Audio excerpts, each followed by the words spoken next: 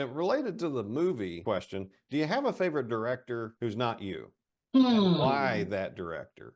So I'm gonna go with Ridley Scott That's a good choice. because you can't take your eyes off the screen. So the visual fabric and the narrative fabric, sometimes they can stray from each other. But you watch something, either Tony or Ridley, by the way, Tony or Ridley, and they are so seamless. I just think he has a mastery of how to develop captivating visual content from the narrative fabric. The guys that he works with, his DPs, he works with those guys all the time. He's just really a master at his craft. And they choose stories that are out of the ordinary. Men on Fire, Gladiator. I mean, I could go down the list. The narrative structures are not necessarily original, but the way that they choose to put them together feels like you're seeing it for the first time. Like, we know Gladiator stories, but we've seen Spartacus, and Gladiator, the way that they took you into the bowels of the Colosseum and the way that they weaved these characters of like slaves together into a family. Joaquin Phoenix was brilliant. That dude's amazing. Joaquin Phoenix is amazing. But like Ridley Scott, definitely one of my favorites, and I put Tony in the same bucket because they do a lot of good work. I grew up with like loving people like Kubrick. I was a Spielberg fan, but Spielberg makes movies. I really enjoyed films, and there is a difference. Movies should be a spectacular. Films can be quiet, intimate, and tug on your heart. You know what I mean?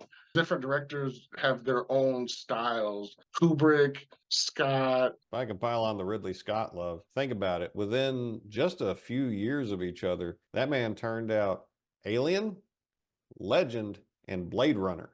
Three incredibly self-contained universes of movies that continue to compel people today, Yes. continue to influence aesthetics today. And then he went on to do all kinds of other stuff. Any one of those three is a masterwork. You'd be happy to have one of those in your career. He got three within like a decade. That's Mm-hmm. the man's mad talented. So, Yes. no, good choice, man. And Legend has got to be one of the most underrated gems in, like, because people always talk about the never ending story. Loved it. It was great.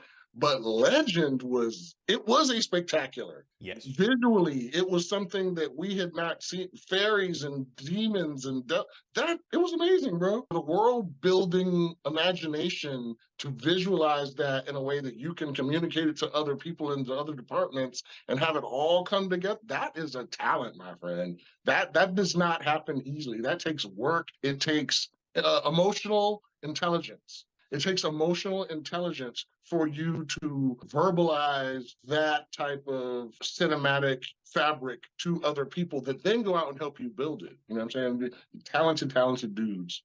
Oh yeah, Legend feels like a lived-in world and a different Mhm. world than what we've got. And when he set out to make a new fairy tale, he friggin' nailed it. And it was uncomfortable, it was creepy, it was scary, but it was filled with wonder and beauty. And then you got Yes. Tim Curry, you got young Tom Cruise, you got Mia Sara, other great actors that contributed to the thing. It's unfortunate that the post-production got mangled like it did, but I just within the past 6 months watched both the director's cut and the cinematic release, and it's a great movie. So I'm glad you appreciate it too.